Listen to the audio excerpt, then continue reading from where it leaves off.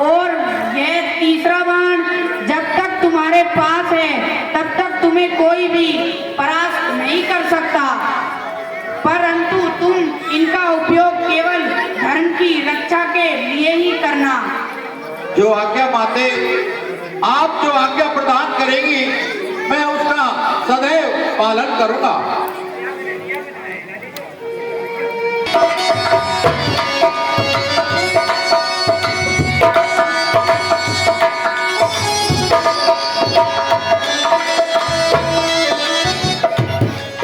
माते प्रणाम। खुश रहो बेटा बरबरी। आओ मेरे पुत्र, हो गई तुम्हारी तपस्या पूरी? हाँ माते। क्या वरदान मांगा है आपने? महादेव की घोर तपस्या की और महादेव ने प्रसन्न होकर के माते मुझे ये धनुष प्रदान किया। ये दिव्य धनुष दिया है आपके लिए। दिव्य धनुष महादेव ने मुझे प्रसन्न होकर प्रदान किया माते। मूंगफली लिया। और माते ये जो 3 बाण हैं 5 रुपया अमेरिकन का, ये बातें मुझे माँ वैष्णवी ने प्रदान किए हैं। ये 3 दिव्य बाण बहुत ही दिव्य हैं। बेटा महादेव ने तुम्हें दिव्य धनुष दे दिया और माँ भगवती ने तुम्हें 3 बाण दिए हैं, लेकिन बेटा इन बाणों का उपयोग आप कैसे करोगे? हे माता, मैंने एक फोन लिया आप है, वैसे कोई का फोन के आईफोन की फोटो। चिंता न करिए, इन बाणों का प्रयोग मैं धर्म के हित के लिए ही करूंगा। हाँ बेटा, इन बाणों का प्रयोग धर्म के प्रति करना। माते कौन सा? हाँ बेटा, ना जो मैंने सेंड करो ने, मैं जब कीमत ही 50,000 है।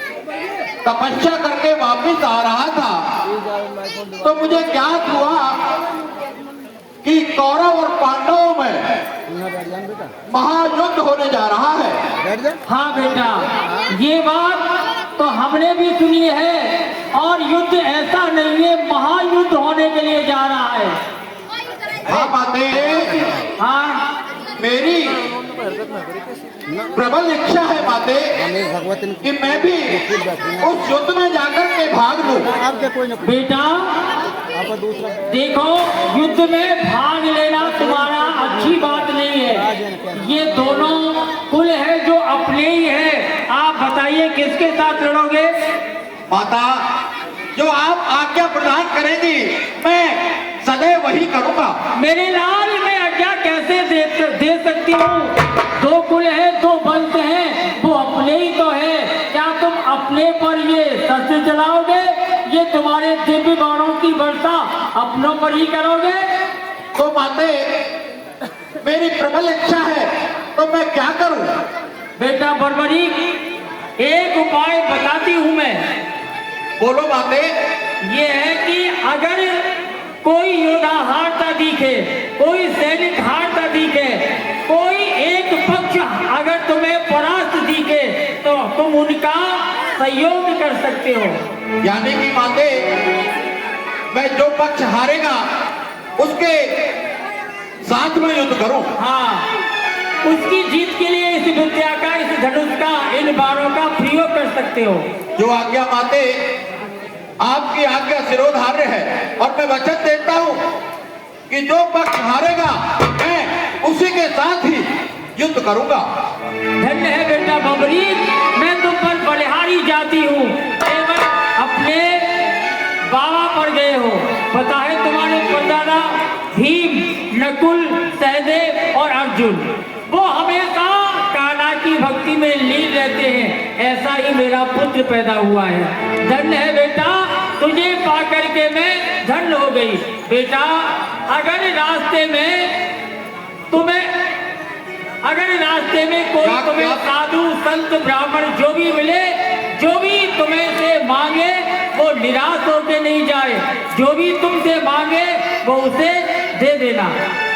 जो आज्ञा माते, रास्ते में अगर कोई याचक मुझसे कुछ मांगेगा तो मैं उसको सहज प्रदान कर दूंगा। और कान्हा का ध्यान करना, मेरे कन्हैया का ध्यान करना, वासुदेव का।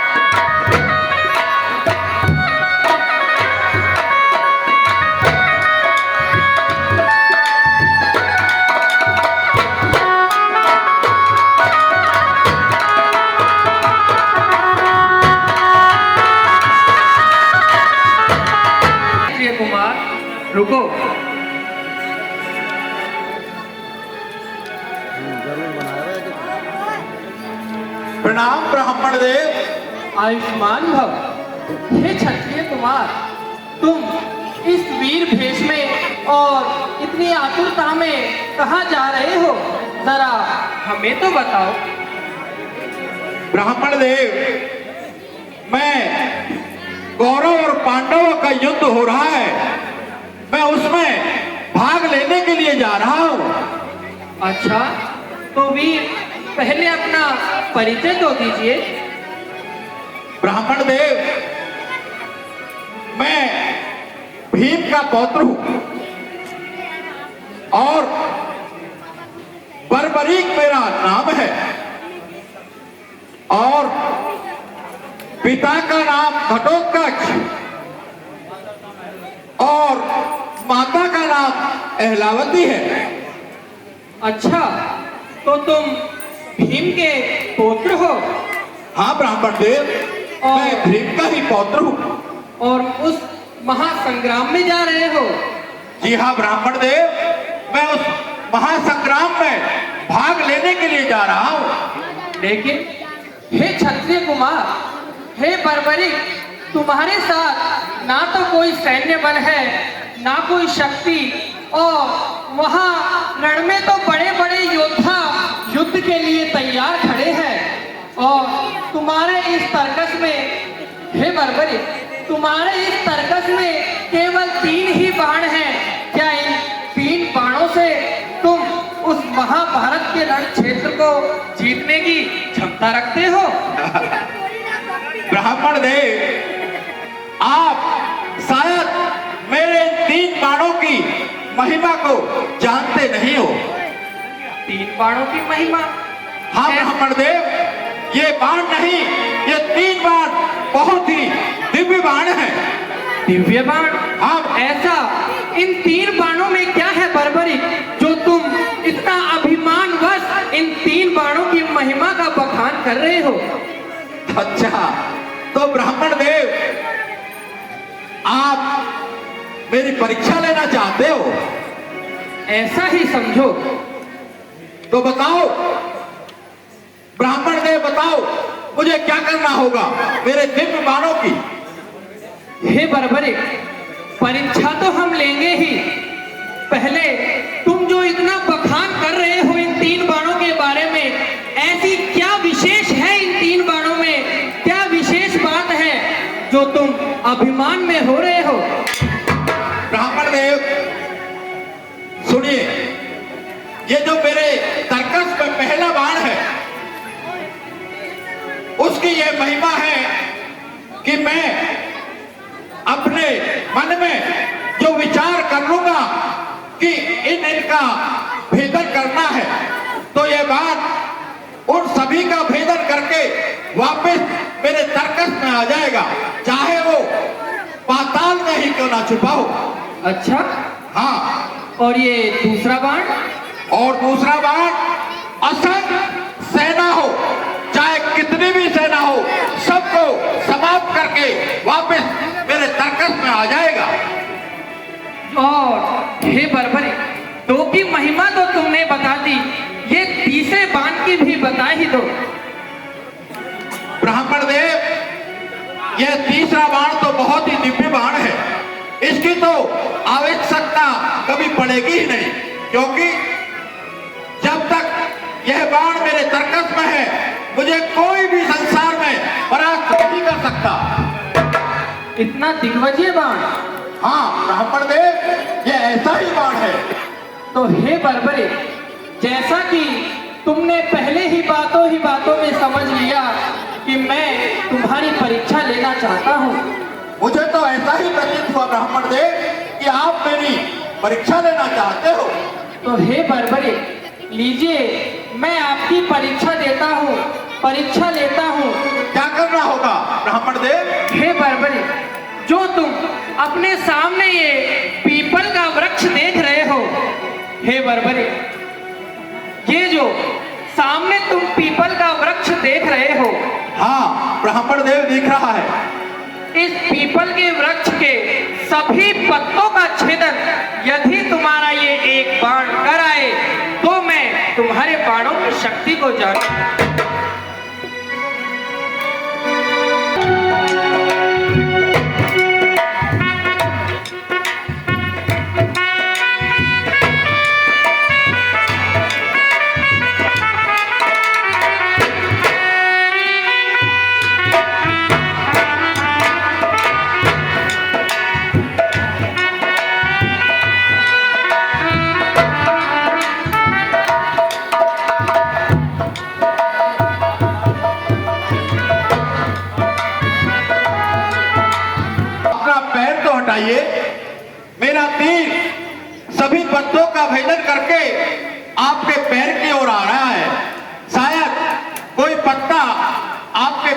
नीचे दबा हुआ है।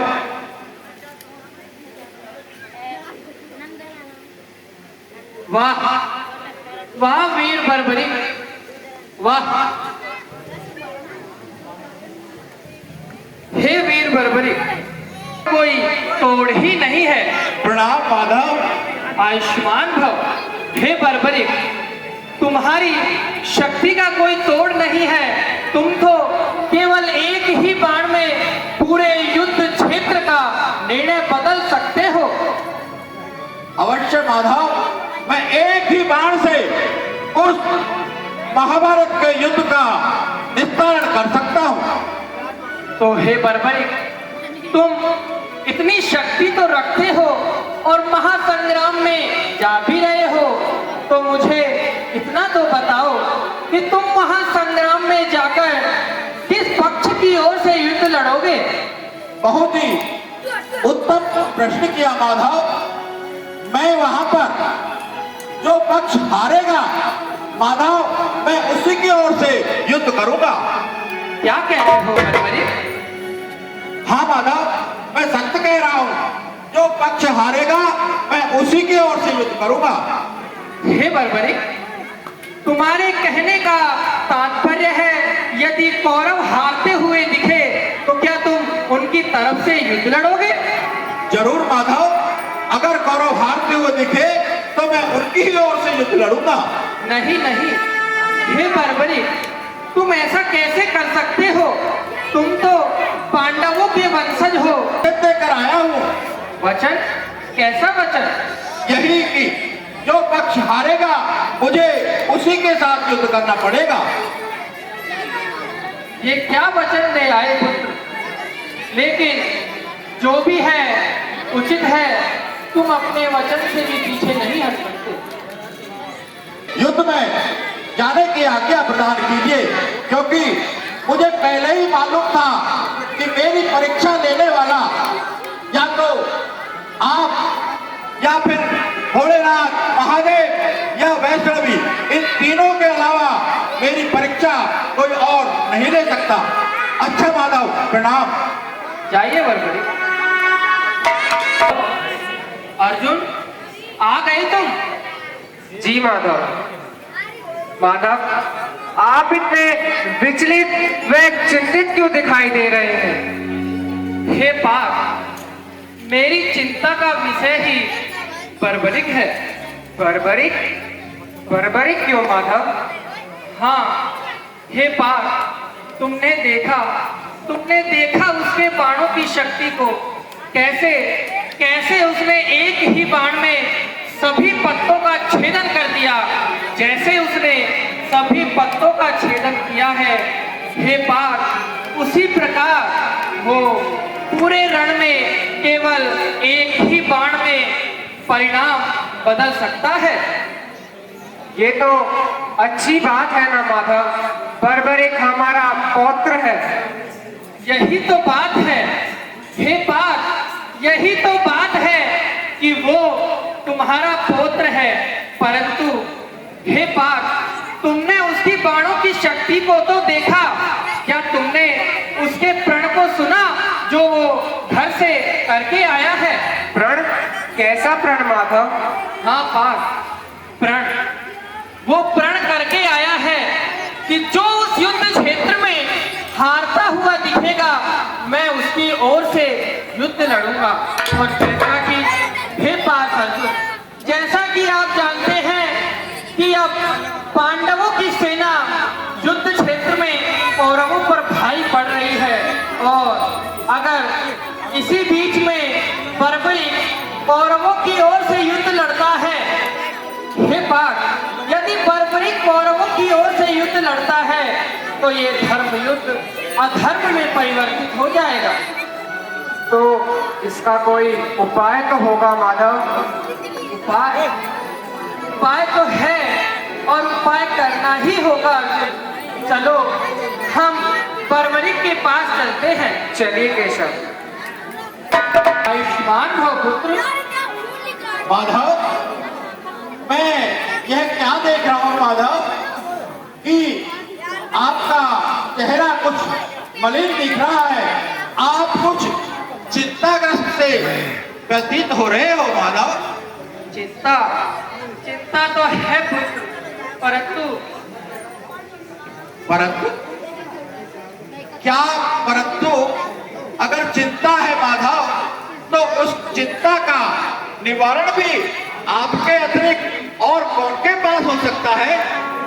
हे पुत्र बर्बरी, निवारण भी है पर निवारण थोड़ा कठिन है, इसलिए मैं अत्यंत चिंतित हूँ। कठिन आपके लिए माधव कौन सा ऐसा कार्य है जो कठिन हो सकता है माधव? हे पुत्र बर्बरी, तुम मेरी चिंता का विषय सुनना ही चाहते हो तो सुनो। सुनाइए माधव। मैं आपकी चिंता को देखकर मैं स्वयं चिंतित हुआ जा रहा हूँ। ये जिस महासंग्राम में तुम जा रहे हो बर्बरी, ये रणभूमि किसी वीर बलि का बलिदान मांगती है। बलिदान? हाँ पुत्र, और पुत्र इस समय यहाँ केवल हम 3 ही बलवान हैं, मैं, अर्जुन और तुम स्वयं बर्बरी। अगर ऐसा है माधव तो मैं मेरा बलिदान देने के लिए तत्पर हूँ। नहीं नहीं नहीं अर्जुन, ऐसा कदापि नहीं हो सकता। यदि इस रण क्षेत्र में एक भी पांडव मारा जाता है तो ये युद्ध धर्म युद्ध से परिवर्तित होकर अधर्म युद्ध हो जाएगा। इसलिए हे बात मैं स्वयं ही दान देता हूँ। नहीं नहीं माधव, मेरे होते हुए, अरे बैठ जा शिष्य के होते हुए गुरु कैसा दान दे सकता है माधव? बैठ जाइए, अभी आपको श्याम दरबार का सीन झांकी दिखाई जाएंगे। मैं तैयार हूँ। नहीं नहीं पुत्र बर्बरी, यार ये तो ऐसा मैं नहीं कर सकता। 25 मैं मिनट स्वयं ही बलिदान दे देता हूँ। नहीं नहीं माधव, ऐसा कदापि नहीं होने देगा। ज्यादा बारिश है। अगर ऐसा ही है हे पुत्र बर्बरी, कहिए माधव, मुझे क्या आदेश है? यदि तुम दान देने के लिए इतने उत्सुक हो तो ये रणभूमि धर्म के लिए तुम्हारे शीश का। आप मुझसे शीश का दान मांगते हैं? लीजिए हाँ। माधव, लीजिए, ये कटार लीजिए और मेरा शीश धड़ से अलग कर दीजिए। नहीं नहीं हे बर्बरी, ये करना कदापि उचित नहीं होगा, क्योंकि जो दान देता है वो स्वयं अपने हाथों से ही दान देता है। यदि मैं इस कटार से तुम्हारे शीश को धड़ से अलग करूंगा तो ये दान नहीं, हत्या होगी, जो कि आगे भी बहुत बेकार होगी। हे पुत्र बर्बरी, इसलिए इसमें उचित यही है कि आप स्वयं ही अपने शीश का दान दीजिए। जो आज्ञा गुरुदेव, जो आज्ञा। अगर आप चाहते हैं कि मैं स्वयं अपने शीश का दान दूं तो मैं तैयार हूं, मगर माधव मेरी एक इच्छा है। इच्छा? हाँ माधव, कहो बर्बरी, इसे इच्छा कहिए या विनती कहिए। कहो बर्बरी। माधव, मैं घर से इस कुरुक्षेत्र में युद्ध में भाग लेने के लिए आया था, मगर अब मैं इस युद्ध में भाग तो पूरी की जाएगी। तुम्हारे दान देते वक्त मैं तुम्हारे शीश को अमर कर देता हूँ। जो आज्ञा गुरुदेव।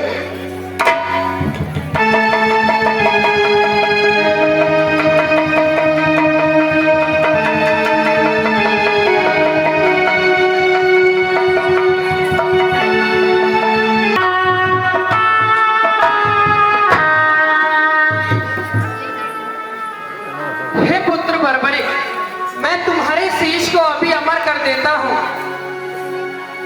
हे पुत्र बर्बरी, जो तुमने आज दिखाया है, अपने शीश का दान दिया है, ये अत्यंत सराहनीय है।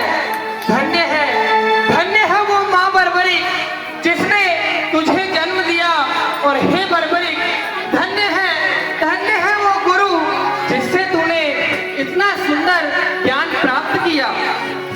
बर्बरी, मैं तुम्हारे इस दान से अत्यंत प्रसन्न हुआ जो तुमने अधर्म को रोककर धर्म की ध्वजा लहराई है। ये आगे चलकर भी सभी लोग जानेंगे। और हे बर्बरी, मैं तुमसे प्रसन्न होकर अपना श्याम नाम, जो कि मेरी माँ यशोदा ने मुझे बचपन में दिया था, वो तुम्हें प्रदान करता हूँ, जिससे तुम आगे कलयुग में प्रख्याति पाओगे, प्रसिद्ध होगे। और हे बर्बरी, जो तुम्हारा प्रण था कि हे पुत्र बर्बरी, वो प्रण तुम्हारा अवश्य पूरा होगा और आगे कलयुग में खाटू नगर में तुम्हारा अवतरण होगा और तुम्हारे दरबार में जो भी आशा भरी निगाहों को लेके आएगा, हे बर्बरी, वो कभी निराश होकर नहीं जाएगा।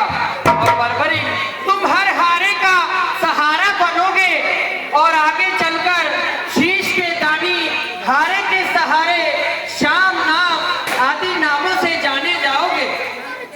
हे पाक धर्म, जी माधव।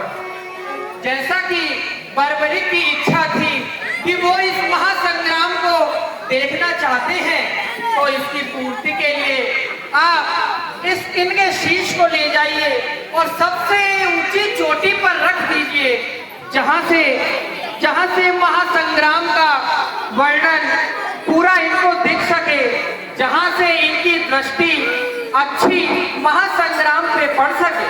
ठीक है माधव। अरे